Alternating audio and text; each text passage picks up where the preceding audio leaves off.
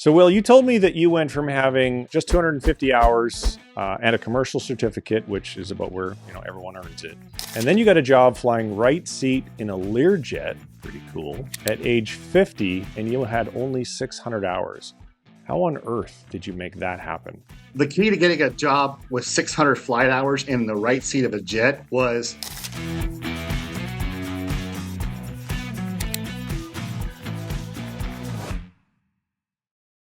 Hey, Will, welcome to the show. Thanks very much for being here. So I want to start with the obvious, and that is you told me that you started flight training back in 1994, but you didn't earn your commercial license till 2023.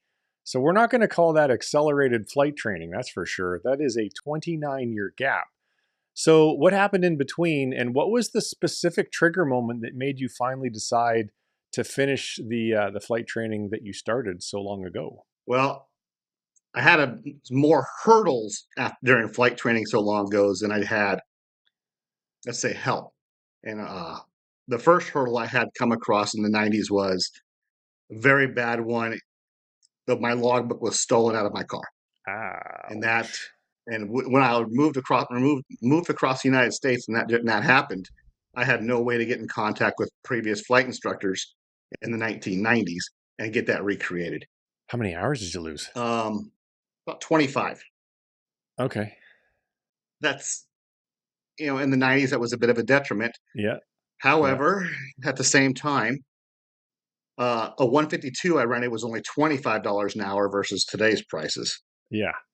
So, Yeah, I remember those prices. So I took a break. I went to A&P school, and in 2006, I was working on the side doing some GA maintenance, and the owner of this little maintenance shop had a couple of rental airplanes, and he offered me the rental airplanes of a 172P model with fuel for $25 an hour wet.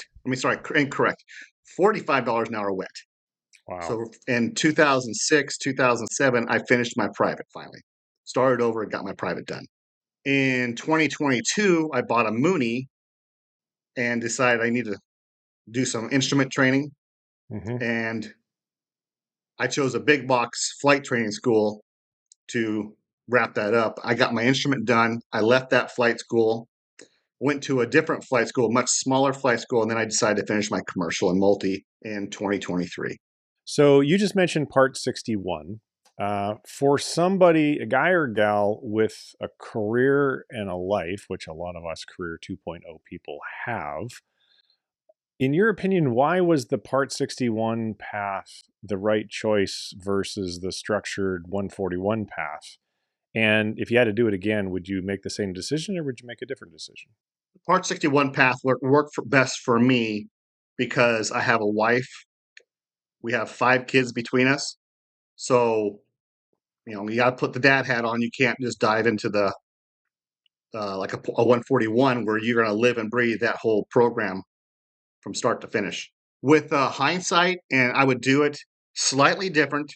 And the slightly different route was, since I could afford it, I would purchase my own airplane, do the flight training 61, and then at completion of training, if I didn't want the airplane, I would sell it.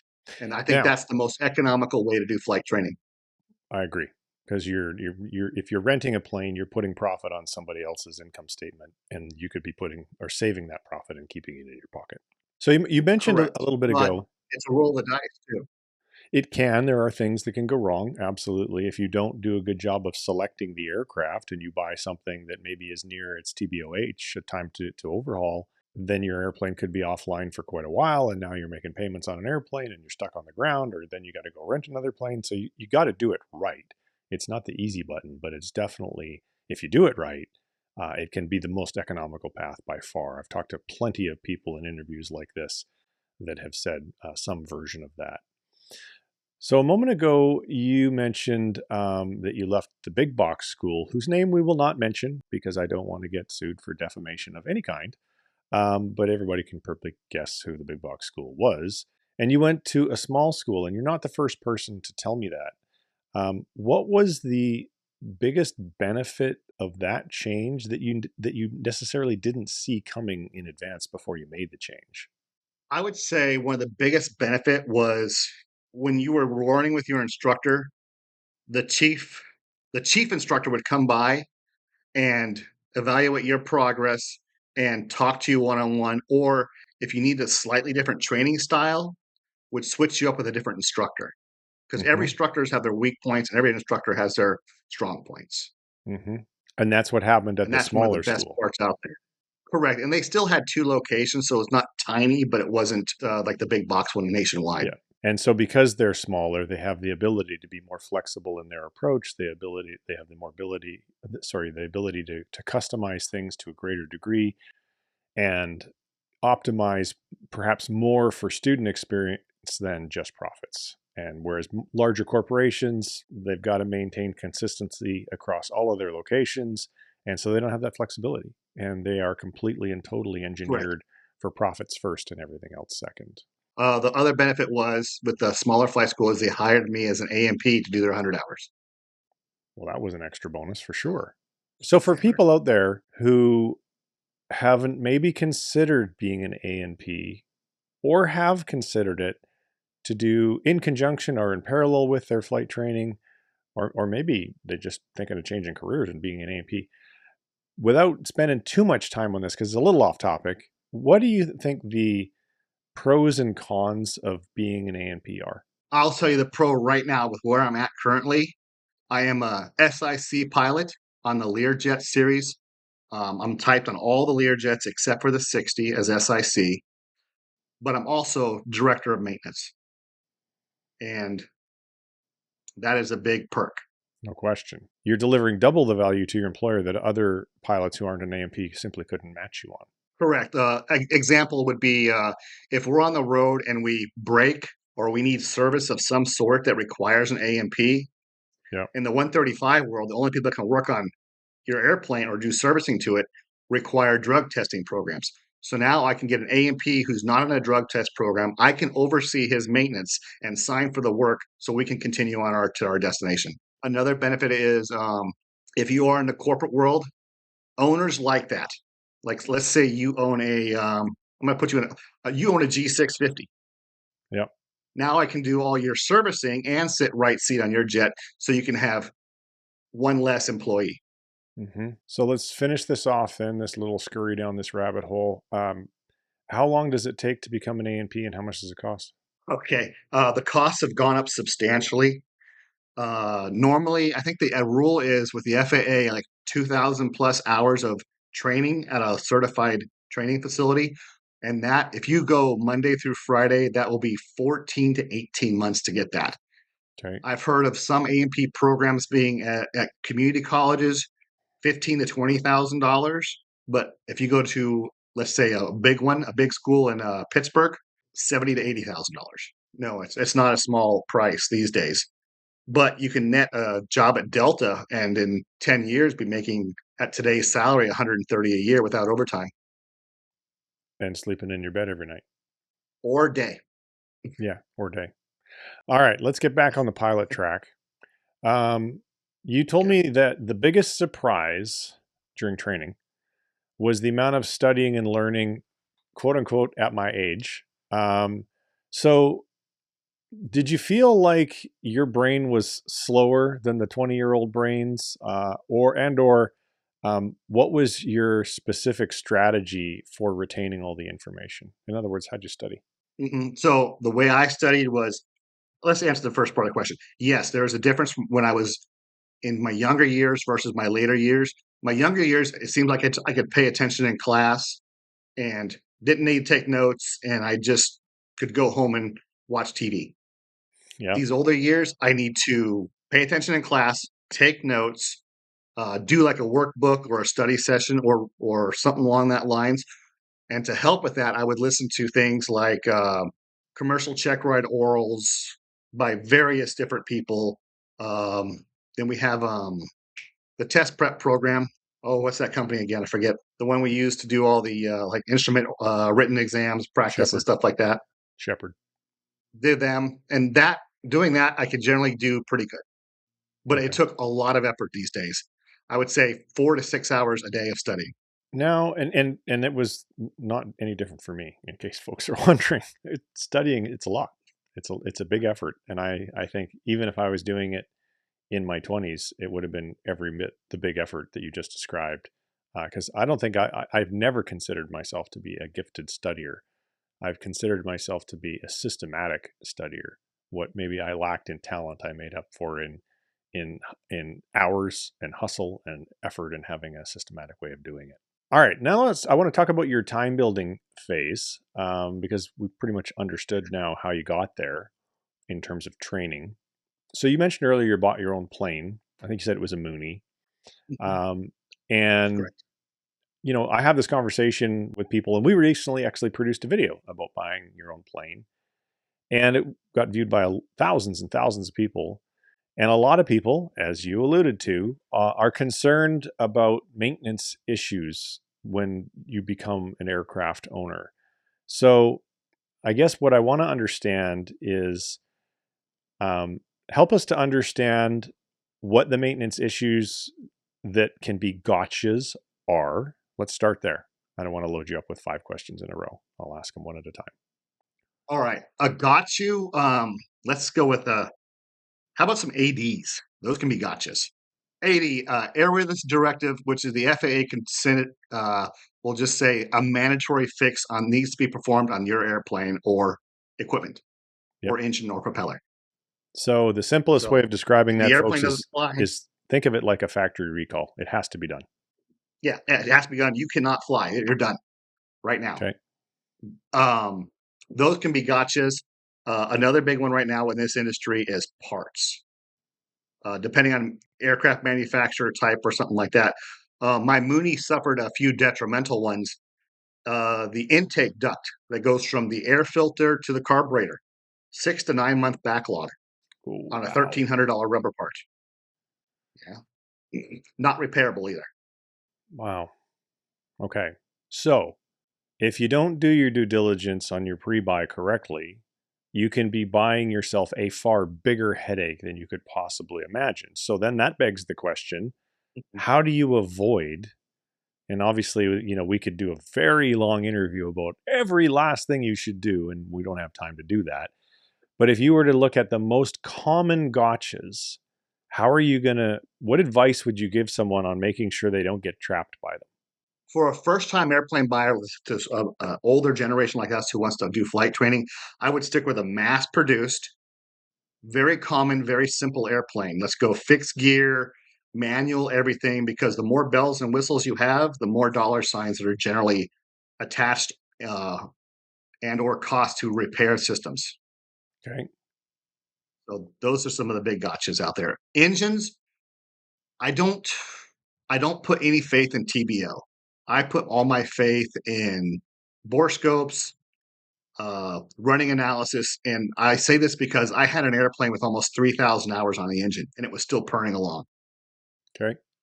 Now, speaking of simplicity and engines, in the last few years, LSAs powered by Rotax engines have become pretty popular. What now? I did a lot of training in such an aircraft.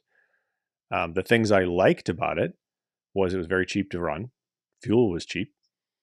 The engines were cheap. I mean, you can get new Rotax for $22,000. So unlike a Mhm. 172 rebuild, which is going to cost you 50 grand and 4 months of downtime because of all the paperwork, because it's certified.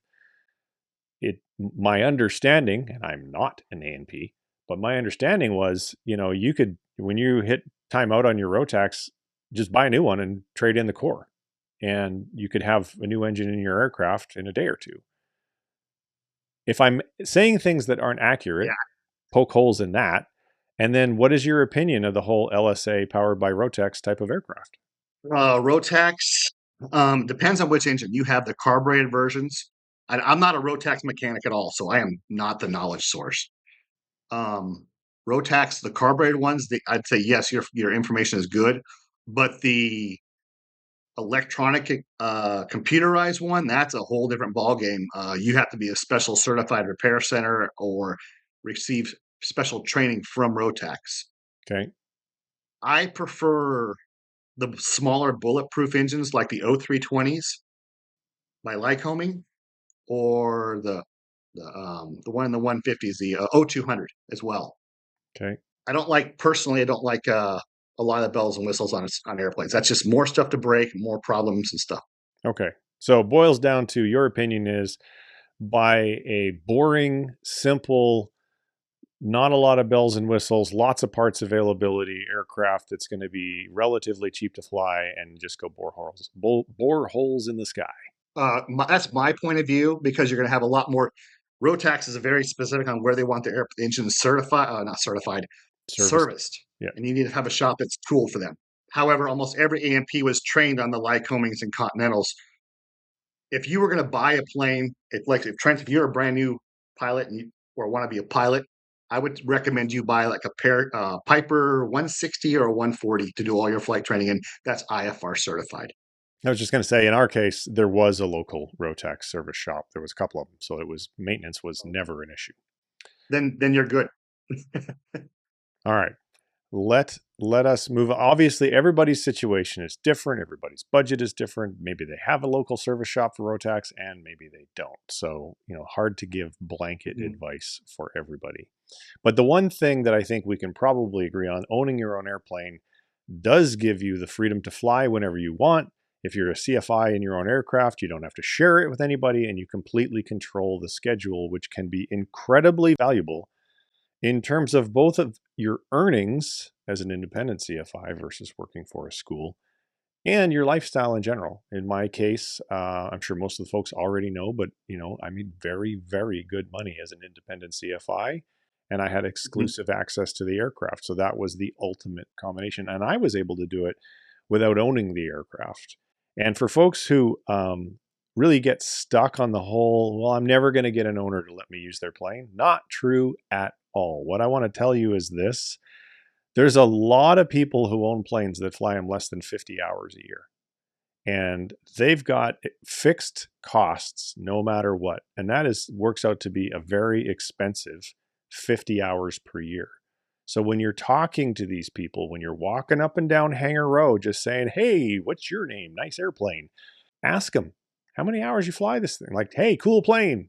Get them to talk about their plane. Ask them how often they fly it. Ask them what their expenses look like. And only then start talking about, well, if there was a way where you could fly for free and all of those expenses were paid for, would you be interested in learning a little bit more about that? That shouldn't be your first question, but it should probably be your third or fourth or fifth question. And I know from people that write to me and write in the comments, hey, Trent, your advice was spot on. I just started talking to owners and I found those owners that don't fly very often and they were thrilled. They loved the idea of, so long as there was sufficient insurance in place and so long as they understood, how my process worked and what kind of students I worked with. And, you have to give them some parameters and ultimately promise them that you're going to treat that airplane better or you're going to treat it like it's your own. And if you do that and you talk to enough people, yeah, you will have, my opinion is, because I did it several times, that you will have success. Any comments that you want to add to that? No, I totally agree. Find the old guys who have the couches in the hangars and stuff like that. I was doing the same thing as a mechanic. So I if I wanted a little bit of flight time in my younger years, I could offer an oil change or help them out with their annuals and stuff like that. But So here's another unscripted question, because I remember, so at the one of the airports that I used to go to for training, there was a Piper, either a 140 or a 160, no prop on it, a note in the windshield saying, do not fly this aircraft, not airworthy. Tires were flat, super dusty, could barely see in the windscreen. So my guess is somebody in the family probably died, the pilot, of old age, more than likely. And now the rest of the family didn't know what to do with the plane through the grieving process. And then eventually it just becomes this boat anchor that nobody's doing anything with. And it's not at all saleable in the condition that it's in, at least not for a retail price. Anything wrong with going, like, let's say you could buy that thing for $5,000 because it's in rough mhm. shape. It's going to need a ton of work to make it airworthy again.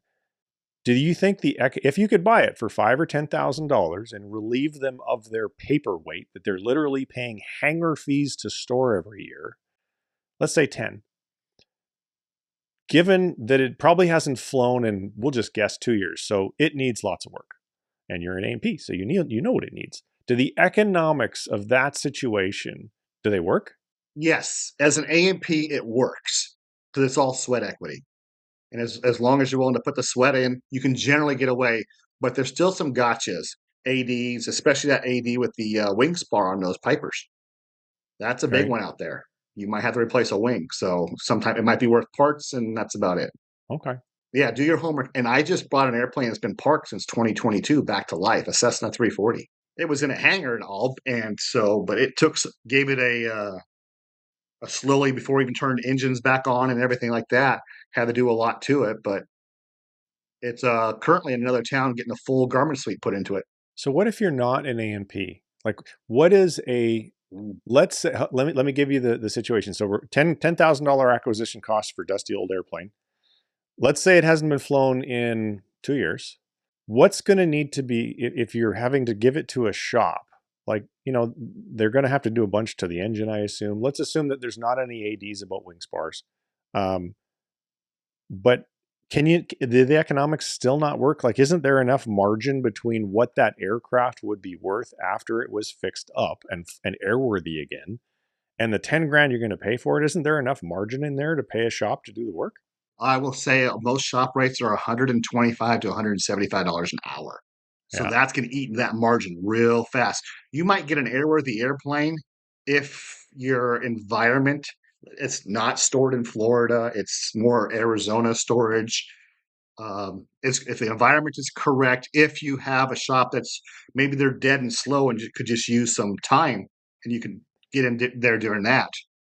You could, but I wouldn't expect a fantastic airplane.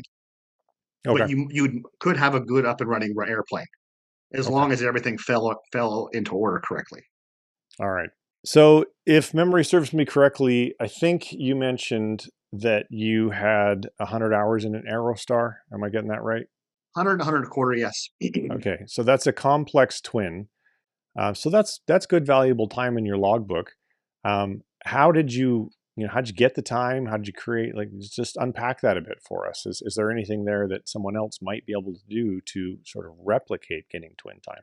The twin time, and my example would be I literally saw the owner on the ramp and told him nice Aerostar and struck up a conversation. We talked a little bit. We talked. I'm a mechanic. I'm also a pilot. I work for the airlines. He works for the airlines. Then he offered me, just like we talked about earlier, if I'd be willing to do some maintenances on his airplane if he'd trade me some flight time. Okay. And from that point on, a friendship developed. And this guy, he would fly a lot in his Aerostar, Florida, Missouri. I mean, we went all over America in that thing. And he taught, and he's also an MEI, so he would instruct me, and I was able to build a flight time that way. Cool. So good old And it was a fashioned, blast, you know. good old fashioned networking and barter system. Mhm, And some people who correct. are listening will be like, "Well, he just got lucky." Well, yeah, but if you're not on the ramp talking to people on a regular basis, it's pretty hard to be lucky, isn't it? Right. If you're sitting at home watching TV or playing video games, you're not gonna find the eyes on the ramp. Yeah. All right, let's talk about your current job and kind of what led you there. Last phase of the interview. So, before you got your current job, you applied to Delta Propel. I think you were 48 at the time and you got turned down. Is that right? That is correct. I was turned down by Delta Propel, and at the time, I only had my private working my instrument, and I own my Mooney. And what were the entrance criteria on paper? Did it look like you were qualified to be accepted into Propel? Correct. I met all the requirements, and I was also an active and current employee with Delta, and I had 23 years with the company. Wow, that must have been felt like a real kick in the nuts. Yeah, it was. So how did you not let that get you down? um, well, our generation, we're a bit of a different breed. If somebody says I can't do it or tries to hold me down, watch out, I'm coming. Hmm. And That's just who I am, and it's I had the goal to be a pilot and to work for an airline or fly corporate, and I was going to obtain that goal at every opportunity I could, Hmm. barring a major medical issue. But and with help from people and contacts I've made, I was able to land a Learjet co-pilot job. So Which we're going to talk about here in a minute. The takeaway, though, I don't want to glaze over this because what you just said, there is a super important lesson there because I get a lot of people who leave comments or send me direct messages. Hey, Trent, I'm 38. Is it too late? Hey, Trent, I'm 42. Is it too late? I'm, you know, I'm not sure if I should leave my long haul trucker job. What if the common thing is this, what if I can't get a job? Well, those of you who are listening and you might be thinking that, first of all, know that you're not alone. And second of all, know that it's not, I want to say this without pissing people off. But the answer is if you don't get a job, it's because you didn't try hard enough. You have to mhm, want this. Like, this is a tricky industry. This is a cyclical industry. Uh, there are mhm, things that are going to be beyond your control, but it's also an exceptionally rewarding industry in terms of fun, satisfaction, and compensation, not to mention a fair amount of time oh, off. yeah. So when I say you're not trying hard enough, I don't mean that you're not putting in enough job applications. I'm saying that maybe you aren't doing enough research to find out places that you could be applying that not everybody else and their dog is applying. And you're not doing enough networking on a day in, day out basis. And I've covered this in other videos, so I'm not going to go into at length here giving a spiel about it because it's really not my intention. But mostly I wanted people to understand, like, you're a perfect example of things didn't go smoothly, yet you still got to a jet. And I'm guessing now in hindsight, you're pretty damn happy that you made the changes and made the Yes. sacrifices and took the risks that you did. It was still scary to leave the airline after 20 some odd years there, though. Yeah. When I mean leave, I didn't get to retire. I had to quit. Yeah. I was too young to retire. So, Yeah. but I'm happy where I'm at right now. Just Exactly. wish I could make more money. That's about it. But All right. I just got a pay raise for picking up this director job. Excellent. And there will be more raises to come as you build more time and gain more experience. The same thing will happen for me as well. So, Will, you told me that you went from having, just 250 hours and a commercial certificate, which is about where everyone earns it, and then you got a job flying right seat in a Learjet, pretty cool, at age 50, and you had only 600 hours. How on earth did you make that happen? The key to getting a job with 600 flight hours in the right seat of a jet was networking. 100% networking and walking the flight line, talking to pilots. And one thing led to another for me by doing that. And that's how I got my job. So, Will, tell me, networking. Tell me about the most effective networking strategy that you used. The most effective networking strategy that I used to get my current job was quite literally walking the flight line, talking to other pilots and owners, and bumping into that occasional shining star who's going to work with you.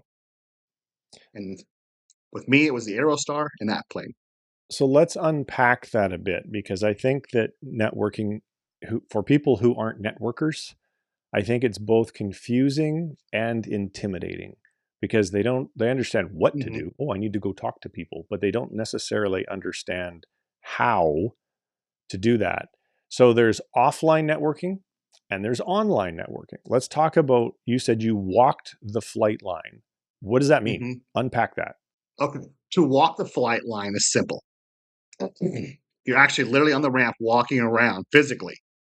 And I saw a guy sitting on the ground, Indian style, on a beautiful October day down in Georgia. And the ramp crew was pulling his Aerostar out of the hangar. And I asked him if it was his, and he said yes. And then I literally complimented him on saying, the first thing I said to him was, "That's a beautiful airplane." From there, we just started chit chatting about the airplane, what I knew about it, curious questions. I asked what he did with it. And then he told me he just a private owner, and he also ran a 135 out of it. So he flew his family around in it, and he used it to make money on the side. All right. So let's make that actionable by the vast majority of people who are listening to this. And here's the advice that I have for you guys. If you're a CFI, you already have access to the ramp, whatever airport you're at, because you've got the code, you can get through the gate. So let's say it's Wednesday and your first lesson, your last lesson, let's say that it ends, and maybe even Saturday is a better day. Let's use Saturday. No, actually even weekdays, because retired pilot, there's a lot of retired guys. So your last lesson's at 3. What should you not do? Get in the car and go home. Ain't no opportunities at home, No, man. What you should be doing is walking up and down every hangar row, looking for open doors. And you got to say this, it's really tricky. Now pay close attention because you might mess this up. Wow, that's a really cool looking airplane. That's what you got to say.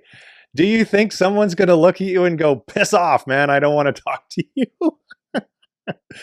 No. no, the exact opposite is going to happen.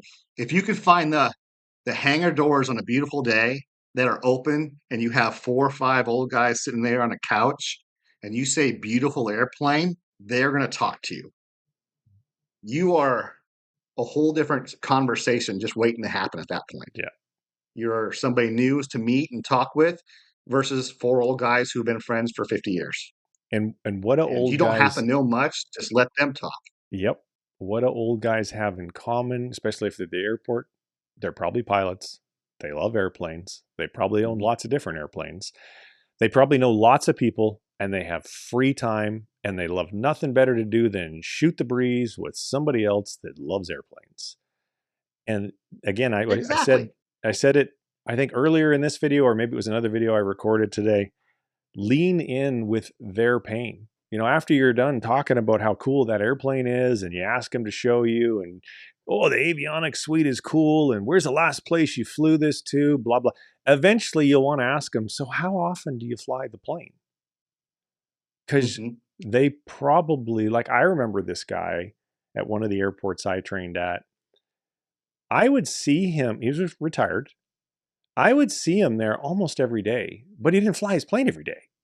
He would polish it, Mhm. shine it, wash it, rub up against it, sit in it. I don't know what the hell he would do, but he wasn't always flying it. Why? Because he probably couldn't afford to fly the thing every single day. But wouldn't he like to be able to afford to fly his plane more often? Probably.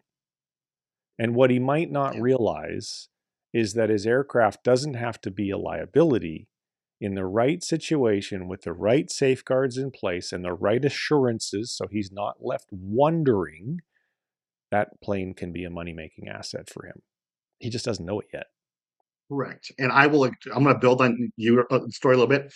There is a old timer who taxis his airplane around in Georgia. He lost his medical, but he doesn't want to sell it. It's a Cessna Skycatcher. He won't sell it, but he likes to taxi it around.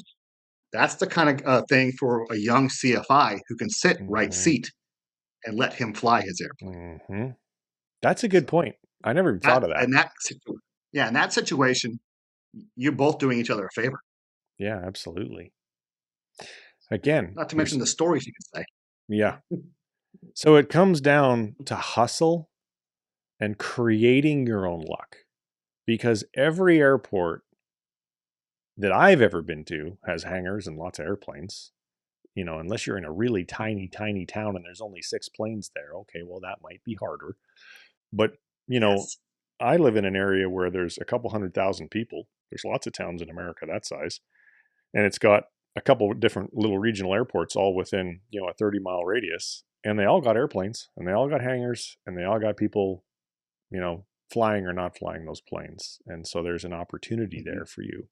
Okay, let's move from beating that drum. Hopefully, we've transferred some actionable value for people.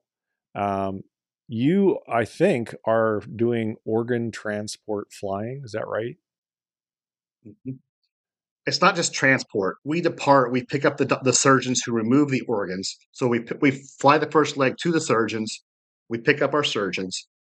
We fly to where the donor is going to be. The surgeons recover from the donor, and then the next leg we fly the surgeons to the hospital or the city where the hospital is.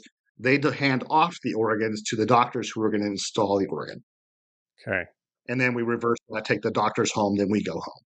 So tight timeline. So is this, would you describe this as a really high pressure job, or is it just when it happens it's a busy, like, well, like what's it like having that job versus, you know, any other kind of flying job, maybe a typical corporate job?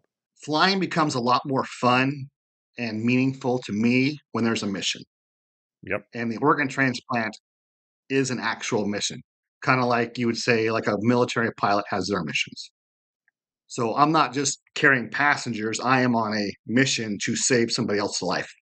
Yeah, no kidding. And that's how I see it. Is there a lot of companies that do this organ donor transplant stuff? There's many companies that haul them, yes. Generally, most 135 operations will haul or do transplant programs. Okay. So I And think this is a perfect example of what I talked about earlier about most pilot. And I think this, again, this might have been, I did back-to-back interviews today. So in my mind, they're all getting mixed up already. I might have said this to you. I might have said this to the other guy, but I basically said some version of, I think one of the reasons why low time pilots are having such a hard time finding a job is they're not putting in the research necessary. They're applying at all the regional airlines and the brand name stuff that everybody's heard of and everyone's applying to. But you need to you need to also apply at the places that don't have 50 applicants coming in every single day, day after day. And they're a little harder to find. You got to do research to uncover these opportunities. And so organ transplant is one. Now you guys know you can search for mhm. that term and see how many operators there are. Now, do you happen to know if on the FAA's website is there a way where you're able to like get a list of all of the organ transplant companies, or because I don't know. No, they're going to be 135 operators. Okay, And I mean, nobody just specializes in it. It's kind of like something they do as well. got it. So you can carry passengers one leg, and then tomorrow we got to go down to let's just say Jackson, Mississippi, and we're going to do part of an Oregon harvest team, Okay, and we're going to do that for tomorrow. So the key to finding that would be the companies that control the who contract out the organ trips from the hospitals, and I don't know that, so I can't. I know one company that does it, but I'm not. I can't say them names, but yep, fair enough. um, So let's wrap up with this question, Will. If you were interviewing yourself, because you know of your life experience and your career experience intimately, and I don't, is there anything that we haven't talked about that if you were in the coffee shop with a career 2.0 aspiring pilot and they were asking for your advice on what to do during any aspect of training, time building, or getting a job, is there anything we haven't talked about that we should have? Any advice, any parting advice that you'd like to share? This is aviation. One of the biggest things of advice I will tell you is be willing to relocate. I Yeah. did my flight training in Georgia. I worked down in Georgia. I'm now in upstate New York for this job.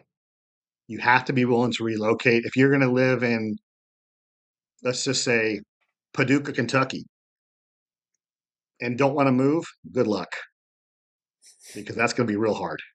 I've never heard of nor have I been to Paducah. I assume it's a small town somewhere in rural Kentucky, or is it It even a is, and town? then I think it's a town slash city, but I think I heard it off of Jeff Foxworthy in the '90s, one of his jokes. Oh, okay. Well, hopefully we didn't just offend anybody in Paducah, Kentucky. If we did, please accept our apologies.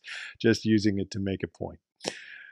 All right. Well, Will, Yeah, I want to visit it still. So thank you so much for making some time to. There's obviously something else you could have been doing with this time. Instead, you chose to come and spend it here with myself and with the audience. And so, on behalf of the audience, and I'd like to thank you for that time and the things that you shared. And folks, if you have questions for either myself or for Will, please do leave those down in the comments. You will get answers to them.